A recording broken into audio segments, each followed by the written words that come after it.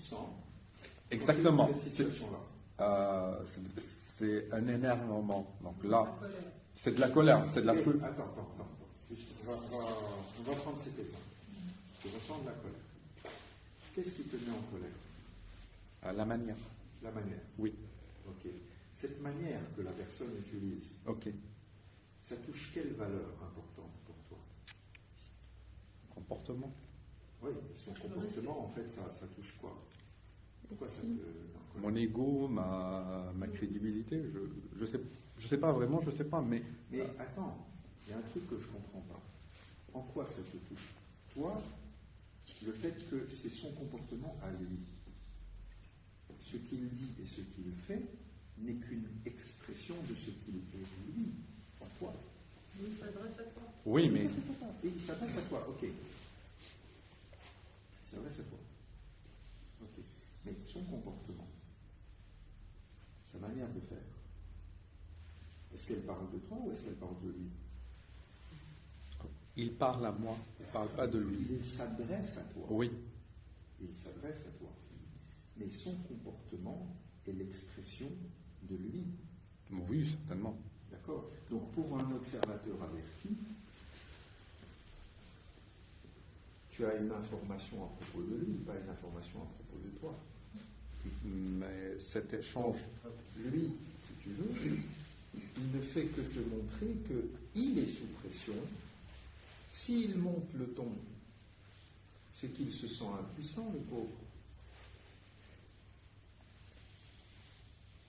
C'est qu'il veut avoir une influence sur quelque chose qui lui échappe. C'est lui qui est stressé. Parce que s'il n'était pas stressé, il n'aurait pas besoin de monter le ton. Tu comprends? Ce qui te met sous pression et sous stress, c'est l'interprétation que toi tu fais de son comportement. Si tu vois ce comportement et tu te dis c'est que si il se comporte comme ça, c'est que forcément, moi, j'ai commis une erreur ou une faute et ça parle de moi. Okay. Tu sais, c'est comme quelqu'un qui va t'insulter. Oui. Il va t'insulter, tu dis mais attends, mais réfléchis un instant. Okay. Ça, c'est quand tu es à l'intérieur du programme. Quand tu es à l'intérieur du programme, tu es identifié à tout ce qui est à l'intérieur. Okay? Mais quand tu reviens en conscience principale, c'est juste une conscience. Tu n'es pas identifié à tout ça. Okay? Après du recul. Quand l'autre il est en train d'insulter Rémi, l'insulte, elle parle de qui en fait? Elle parle de Rémi ou elle parle de celui qui la prononce?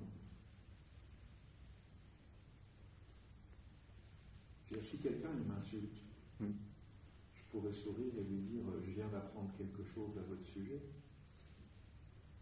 pas à mon sujet à moi. Je viens d'apprendre ce que vous croyez à mon sujet. Vous n'avez rien appris à mon sujet à moi. Alors, en fait, objectivement parlant, c'est ça. Ça demande beaucoup de gymnastique. Oui, non, mais objectivement parlant, si vous voulez, quand quelqu'un t'insulte, il te donne une information à propos de ce qu'il croit. À quel sujet? D'accord?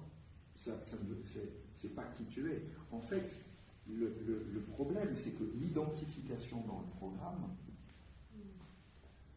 te fait ressentir l'insulte comme étant une affaire personnelle. Oui. D'accord?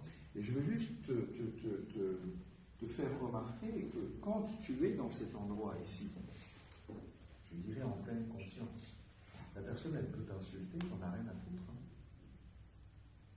Hein. C'est un endroit qui est très très confortable, au fond, parce qu'il n'y a absolument rien qui peut te toucher.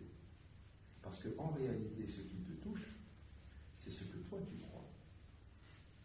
Et si moi je suis à un endroit où je n'ai pas de croyance, parce que je suis sorti du programme, je suis invulnérable en réalité.